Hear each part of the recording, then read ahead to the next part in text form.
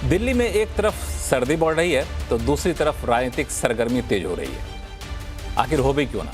दिल्ली में अगले साल फरवरी में विधानसभा चुनाव होने हैं और इससे पहले आम आदमी पार्टी, भारतीय जनता पार्टी और कांग्रेस में सियासी हलचल काफ़ी तेज हो गई है। मुख्यमंत्री पद से इस्तीफा देने के बाद से अरविंद केजरीवाल फुल चुनावी मूड में हैं। आम आदमी पार्टी और बीजेपी की ऑटो पॉलिटिक्स भी चल रही है जो बिल्कुल सवाब पे है और दोनों पार्टियों ने 1 लाख से ज़्यादा ऑटो चालकों को लुभाने के लिए वादों की झड़ी लगा दी है। और इस बीच केजरीवाल ने यह भी साफ कर दिया कि वो यानी आम आदमी पार्टी का कांग्रेस के साथ कोई गठबंधन नहीं होगा। आप बीजेपी को सीधे टक्कर देगी। अब दे पाए कि नहीं दे पाए को देखना हो आगे चलकर। आपने तो टिकट बांटने भी शुरू कर दिए हैं, लेकिन इस बीच असदुद्दीन ओवैसी ने अपना उम्मीदवार खड़ा करना शुरू कर दिया है, जिससे कई सीटों पर मुकाबला काफ़ी ज़्यादा दिलचस्प होने का आसार है। कुल मिलाकर कहें तो दिल्ली का चुनावी माहौल इस वक्त पूरी तरह से गर्मा गया है और इस गहमा गहमी में तीनों पार्टियों की क्या है तैयारी और कौन किस पर पड़ेगा भारी, आज आवाज़ अड्डा में करेंगे इसी पर खास चर्चा। नमस्कार, मैं हूं लक्ष्मण राय और इस चर्चा में भाग लेने वाले मेहमानों से आपका परिचय कराऊं इससे पहले ये देखिए खास रिपोर्ट।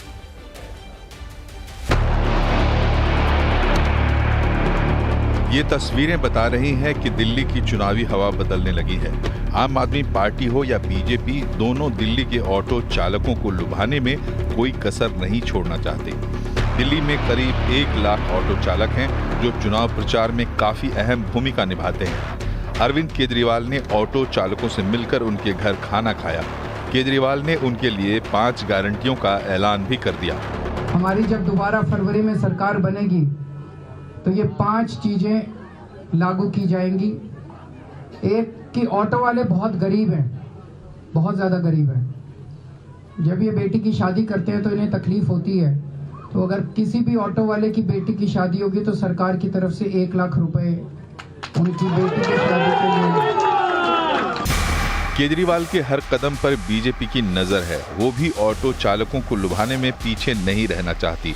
इसलिए बीजेपी के नेता वीरेंद्र सचदेवा भी ऑटो चालकों से मिलने निजामुद्दीन रेलवे स्टेशन पहुंच गए। बीजेपी ने भी ऑटो चालकों से कई वादे कर दिए हैं। वो केजरीवाल पर भ्रष्टाचार के अलावा ऑटो चालकों की अनदेखी करने का आरोप भी लगा रहे हैं। ये ऑटो चालक परिवार लगातार हमारे संपर्क में है। इनका सिर्फ एक सवाल है, दिल्ली में सरकार अरविंद केजरीवाल की है तो पिछले 12 साल में ये घोषणाएं थी, ये पूरी क्यों नहीं की?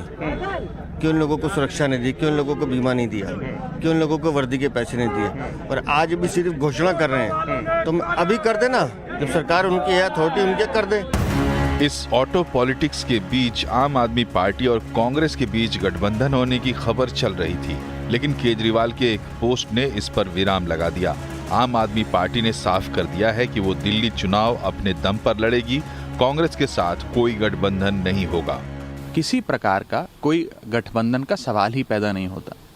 ये जो खबरें हैं कि क्या आम आदमी पार्टी और कांग्रेस के बीच गठबंधन हो सकता है, होने जा रहा है, अन्य प्रकार की खबरें, ये पूरी तरीके से निराधार हैं। दिल्ली में वोट काटने की साजिश का मुद्दा भी गर्मा गया है। आम आदमी पार्टी ने चुनाव आयोग से मिलकर इसकी शिकायत की है। केजरीवाल का आरोप है कि दिल्ली में बड़ी संख्या में लोगों के वोट काटे जा रहे हैं। इसमें उन इलाकों को निशाना बनाया जा रहा है जहां आम आदमी पार्टी को ज्यादा वोट मिले थे। केजरीवाल ने चुनाव आयोग से वोट काटने वाले अधिकारियों के खिलाफ FIR दर्ज करने की मांग की है। हमने इलेक्शन कमीशन के सामने 3000 पेजेस के सबूत रखे कि किस तरह से भारतीय जनता पार्टी दिल्ली के मौजूदा लोगों के, जो लोग अपने अपने घरों में कई सालों से रह रहे हैं, उन लोगों के बहुत बड़े स्तर के ऊपर हजारों की तादाद में वोट कटवाने का षड्यंत्र रच रही है। वहीं दूसरी तरफ LG-VK सक्सेना के निर्देश पर दिल्ली पुलिस ने बांग्लादेशी घुसपैठियों के खिलाफ एक्शन तेज कर दिया है। अवैध बांग्लादेशियों के खिलाफ तलाशी अभियान चलाया जा रहा है। उनके आधार कार्ड, वोटर ID कार्ड की जांच हो रही है। इसे लेकर भी बीजेपी और आम आदमी पार्टी के बीच जुबानी जंग तेज हो गई है। दिल्ली की जो आम आदमी पार्टी की सरकार इलीगल घुसपैठियों को, रोहिंग्या अवैध बांग्लादेशी घुसपैठियों को जिस प्रकार से वो बसा रहे हैं, ये एक बहुत बड़ा खतरा है और उस पर बहुत बड़ी कार्रवाई की आवश्यकता है। बांग्लादेश का बॉर्डर त्रिपुरा, आसाम, बंगाल से लगता है। सीमा की सुरक्षा नरेंद्र मोदी और अमित शाह के हाथ में है। अगर त्रिपुरा से, आसाम से, बंगाल से चल के यूपी, बिहार पार करते हुए दिल्ली, देश की राजधानी में रोहिंग्या और बांग्लादेशी आ जा रहे हैं, तो इसके लिए कौन जिम्मेदार है? अमित शाह और मोदी को इस्तीफा देना चाहिए। शराब घोटाला मामले में भ्रष्टाचार के आरोपों के बीच अरविंद केजरीवाल की राह इस बार आसान नहीं है। वो चुनाव में पूरा जोर लगा रहे हैं। उन्होंने 70 में से 31 उम्मीदवारों के नाम का ऐलान भी कर दिया है। इसमें 24 मौजूदा विधायकों के टिकट काट दिए गए हैं। इसके चलते विधायक नाराज बताए जा रहे हैं और पार्टी में बगावत के सुर भी उठ रहे हैं। सवाल ये है कि क्या दिल्ली में आम आदमी पार्टी एक बार फिर से सरकार बना पाएगी? भ्रष्टाचार के आरोपों के बीच क्या दिल्ली की जनता केजरीवाल के नाम पर वोट देगी? लोकसभा चुनाव में बीजेपी लगातार आम आदमी पार्टी और कांग्रेस को धूल चटा रही है, लेकिन विधानसभा चुनाव में उसे सफलता हाथ नहीं लग पा रही। क्या इस बार बीजेपी अपनी रणनीति में कोई बदलाव करेगी और इस पूरे चुनावी खेल में कांग्रेस कहीं है भी? बिल्कुल, ये सारे सवाल ऐसे हैं जो हर दिल्ली वासी जानना चाहता है। जिन लोगों की दिल्ली में दिलचस्पी है वो भी जानना चाहते हैं, जो दिल्ली में नहीं रहते वो भी जानना चाहते हैं। आखिर राष्ट्रीय राजधानी है, हर किसी की दिलचस्पी इसमें रहती है और आज आवाज़ अड्डा में इन्हीं सारे सवालों के जवाब ढूंढने की कोशिश करेंगे। और इस कोशिश में हमारे साथ होंगे आम आदमी पार्टी के प्रवक्ता संजीव कौशिक जी, बीजेपी की प्रवक्ता चारू प्रज्ञा जी, कांग्रेस के प्रवक्ता नीरज मिश्रा जी और वरिष्ठ पत्रकार हर्षवर्धन त्रिपाठी, और साथ में राजनीतिक विश्लेषक हमारे साथ होंगे रवि श्रीवास्तव जी। आप सभी मेहमानों का बहुत बहुत स्वागत और नमस्कार हमारी तरफ से। चूँकि बात दिल्ली की है और दिल्ली में लंबे समय से आम आदमी पार्टी काबिज है यहाँ पे, तो मैं कोशिश सबसे पहले जाना चाहूँगा संजीव कौशिक जी के पास, जो कि आम आदमी पार्टी के प्रवक्ता हैं। संजीव कौशिक जी, जब पहले लिस्ट आई आम आदमी पार्टी की और फिर दूसरी लिस्ट आई, तो मैं बड़ा चौंक गया कि आखिर इतनी जल्दी लिस्ट जारी करने की क्यों बनी। चूँकि पिछली बार जहाँ तक कि मुझे याद है जनवरी के दूसरे हफ्ते के आसपास आम आदमी पार्टी ने अपनी सूची जारी की थी। तो ये क्या विशेष रणनीति के तहत ऐसा किया जा रहा है या फिर कुछ फीडबैक आपको अलग मिल रहा है?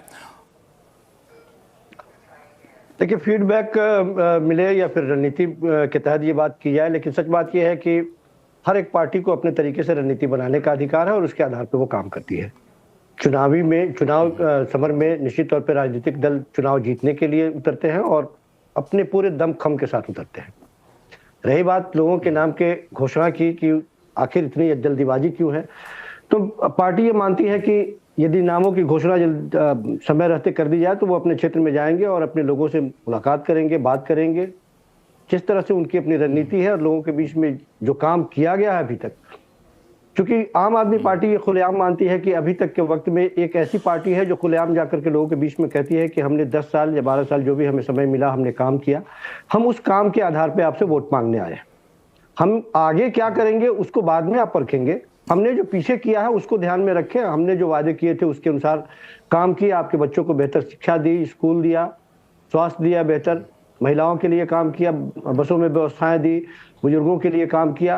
वो तमाम बातें जो लगातार आम आदमी पार्टी के लिए एक मजबूत पिलर के तौर पे काम करती है और लोगों को कनेक्ट करने के लिए जो मुद्दे हैं उस पर हमने काम किया और उस आधार पे आप हमें वोट दें।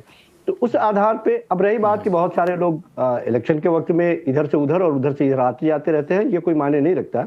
लेकिन जब आप गौर करेंगे तो आपको दिखाई देगा कि बहुतायत मात्रा में आम आदमी पार्टी के पास अन्य दलों से लोग जब जुड़ते हैं या जुड़ रहे हैं लगातार, तो इसका मतलब ये है कि लोगों के मन में या उन राजनेताओं के मन में, उन राजनीतिक दल जो विपक्षी पार्टियां हैं या उनमें जो पहले से काम कर रहे थे, उनके मन में ये विश्वास है कि निश्चित तौर पे यदि आम आदमी पार्टी को हम ज्वाइन करते हैं तो आम आदमी पार्टी के बेहतर काम करती हुई पार्टी दिखाई देती है और उसके साथ जोड़ने के बाद में हमें भी मौका मिलेगा जनसेवा करने का। बस एकमात्र कारण यही है। जब आप संख्याओं के आधार पर देखेंगे तो बहुतायत मात्रा, मैंने इसलिए शब्द इस्तेमाल किया चूंकि बहुत सारे लोग ये बात भी कहते हैं कि नहीं आपके यहाँ से भी तो लोग जा रहे हैं। तो वो जो जा रहे हैं वो किस परिस्थिति में जा रहे हैं और आ रहे हैं तो किन परिस्थितियों में और कहाँ कहाँ से लोग आ रहे हैं वो सामने दिखाई दे रहा है। तो एक आशा और उम्मीद की किरण आम आदमी पार्टी बनकर उभरी है जिसको लोगों ने इतना प्यार दिया और उसी के आधार पर वो काम यहाँ करते हुए पे दिखाई दिया। संजीव कौशिक जी, हर कोई परिस्थिति को अपने हिसाब से इंटरप्रेट करता है, उस पर नहीं जाएंगे, उस पर आगे चल के हम लोग जाएंगे। लेकिन एक सवाल और पूछूंगा, उसके बाद फिर मैं दूसरे प्रवक्ताओं के पास जाएंगे कि जो नाम के लिस्ट जारी किए उसमें भी थोड़ा सा आश्चर्य इसलिए लगा कि जो बाहरी लोग आए थे उन पर ज़्यादा भरोसा जताया गया, जो मौजूदा लोग थे उन पर भरोसा कम जताया गया। 21 नवंबर को 11 नाम आए, उसमें से 6 लोग ऐसे थे जो भाजपा और कांग्रेस से आए थे। इसके बाद 20 नाम आए, जिसमें से 17 मौजूदा विधायकों के टिकट काट दिए गए। तो मौजूदा विधायकों का टिकट काटा जाना एक संकेत ये भी देता है कि शायद फीडबैक नहीं आ रहा है, एंटी इनकम्बेंसी आपको दिख रहा है, और बाहरी लोगों को टिकट देना ये भी दिखाता है कि नीचे के लोगों में एक निराशा दिखेगी, बागी तेवर दिखेंगे। इसको कैसे मैनेज करेंगे? देखिए, आप अपने तरीके से इस बात को ले सकते हैं, लेकिन सच बात यह है कि जिस तरह से आम आदमी पार्टी लगातार बढ़ती चली जा रही है और कारवां बढ़ता चला जा रहा है, जो लोग आम आदमी पार्टी से जुड़े रहे हैं उनके मन में एकमात्र संकल्प या एकमात्र विचार यही है कि आम आदमी पार्टी बेहतर तरीके से और आम आदमी पार्टी एक बहुत छोटी सी पार्टी है, नई पार्टी है, और लगातार लोग यदि जुड़े रहे तो ये लोग आएंगे कहां से? समाज के ही तो लोग आएंगे, अच्छे काम करने वाले लोग आएंगे। उनको लगता है कि इस पार्टी से जुड़ जाएंगे तो हमें काम करने का मौका मिलेगा। जो काम कर रहे थे पहले से वो भी बेहतर काम कर रहे हैं, और उन्होंने स्वतः ये घोषणा की है कि नहीं, यदि हमें मौका मिला, हमने बेहतर काम किया, किसी और पार्टी के लिए काम करने वाले लोग यदि आ रहे हैं उस तरह से मजबूत, तो उनको मौका मिल रहा है तो वो काम करेंगे। तो ये तो अच्छी बात है ना। नहीं, आपके हिसाब से अच्छी बात है, लेकिन कैडर को थोड़ी सी मायूसी लगेगी कि हम तो इतना दिन काम किए, बाहर से हेलीकॉप्टर कैंडिडेट आया, उसको आपने दे दिया। खैर, ये आप सिर्फ आम आदमी पार्टी की दिक्कत नहीं होती, दूसरी पार्टी की भी दिक्कत होती है। मैं सिर्फ आप पे आरोप नहीं लगाऊंगा, लेकिन एक होता है, मनोबल टूटता है कई बार, लेकिन उसको किस तरह से मैनेज करेंगे, बड़ा चैलेंज होगा आगे चल के। भाजपा की प्रवक्ता हमारे साथ जुड़ गई हैं। आपको क्या लगता है कि इसमें जो चारू प्रज्ञा इस पूरे तैयारी में, दिल्ली चुनाव की तैयारी में आगे रहने की बाजी मार ली है आम आदमी पार्टी ने? आप लोग थोड़ा सा पिछड़ गए, क्योंकि आमतौर पे भाजपा जानी जाती है कि फॉरवर्ड प्लानिंग, बेहतर रणनीति, सबसे पहले कदम उठाना। महाराष्ट्र में हमने देखा इस तरह की रणनीति काफ़ी सफल भी हुई, लेकिन यहाँ पे थोड़ा सा अरविंद केजरीवाल बाजी मारते हुए दिख रहे हैं। नमस्ते। देखिए, जिस तरीके से आम आदमी पार्टी ने बयानबाजी चुनाव के पहले शुरू कर दी है, इससे एक बात स्पष्ट है कि आम आदमी पार्टी हार की तरफ बढ़ रही है। मैं आपको संकेत बताती हूँ। सबसे पहले तो उन्होंने अपना गठबंधन तोड़ दिया कांग्रेस के साथ, लेकिन उसके बावजूद बैकडोर से सारी बातचीत चालू है। दूसरी बात, वो अभी से वोटर लिस्ट और ईवीएम्स का डिस्कशन कर रहे हैं। इसका मतलब ये है कि वो अपने चुनाव हारने की भूमिका अभी से बांधना चाह रहे हैं। तीसरी और बहुत महत्वपूर्ण बात, उन्होंने अपने पुराने नेताओं के, काफी नेताओं के टिकट काटे हैं, और जिन लोगों को आज भी टिकट दिया है, जैसे ताहिर हुसैन, ये वो लोग हैं जिनके ऊपर कोर्ट ने भी ये कहा है कि इन्होंने दिल्ली को जलाया, दिल्ली राइट्स में इन लोगों का हाथ था। तो अगर हम इन सारी चीजों को नजर में रख के चले, हम ये देखें कि दिल्ली में किस लेवल का काम नहीं हुआ है, और ये सारी बातें इनकी खुद की आरटीआई की रिपोर्ट में आती हैं, तो हमें ये समझ में आता है कि ये हार के लिए भूमिका बांधने की तैयारी करी जा रही है, और कोई बात है नहीं। चाहे इनके स्कूल का स्कैम हो, चाहे इनके मोहल्ला क्लिनिक का स्कैम हो, चाहे दिल्ली की बेसिक बातें हो, जैसे पानी है, जैसे बिजली है, इलेक्ट्रिक्यूशन से लोगों की मौत हो रही है, पोल्यूशन से लोगों को सांस नहीं आ रहा है, घरों में पानी नहीं आता, कॉलोनीज में टैंकर आने की जरूरत हो जाती है, पब्लिक ट्रांसपोर्ट का इन्होंने कोई भी सिस्टम इंप्रूव नहीं किया। हाँ, एडवर्टाइजिंग में बहुत सारे पैसे लग गए हैं। घोटालों की अगर हम बात करें तो एक के बाद एक घोटाला इनके हर एक बड़े नेता को अपने लपेट में लेता चला गया है। सारे के सारे जेल जाकर वापस आ चुके हैं। सवाल ये पूछा था कि चुनावी रणनीति बनाने में आम आदमी पार्टी आगे निकल गई, आप पीछे होते दिख रही हैं, और ज़मीन पे जो आगे निकलेगा वो जाहिर तौर पे ज़्यादा लोगों को कैटर कर पाएगा, ज़्यादा लोगों से संपर्क कर पाएगा। तो इसमें भाजपा कहाँ है? इसका जवाब तो आपने नहीं दिया, लेकिन आरोप आपने ज़रूर लगाए आम आदमी पार्टी पे। नीरज मिश्रा जी, पिछली बार का हमने देखा आंकड़ा, इस बार तो आम आदमी पार्टी ने औपचारिक तौर से बयान जारी करके कह दिया कि हम कांग्रेस के साथ कोई गठबंधन नहीं करेंगे। ये कांग्रेस के साथ गठबंधन नहीं करने से आपको क्या लगता है, कांग्रेस को फायदा होगा कि नुकसान होगा? क्योंकि अगर 2020 के आंकड़ों को आप देखें तो आम आदमी पार्टी को जहां 53.8% वोट मिले थे, वो वहां पे कांग्रेस को सिर्फ 4.3% वोट मिले थे और भाजपा 38.7% पे थी। तो आप इस गठबंधन नहीं होने को कैसे देख रहे हैं? लक्ष्मण जी, मुझे बाकी लोगों का तो नहीं पता, लेकिन मैं कोशिश करता हूं कि साफ गोई से अपनी बात रखूं और इधर उधर की बात ना करूं। बिल्कुल। ये तो देखिए, ये तो इबारत लिखी हुई है कि पिछले 3 चुनावों में हमारी दिल्ली में क्या स्थिति रही है। उसके पीछे की वजहों पर मैं जरूर आपसे डिबेट कर सकता हूं, पर उससे वो रिजल्ट तो चेंज नहीं हो सकता।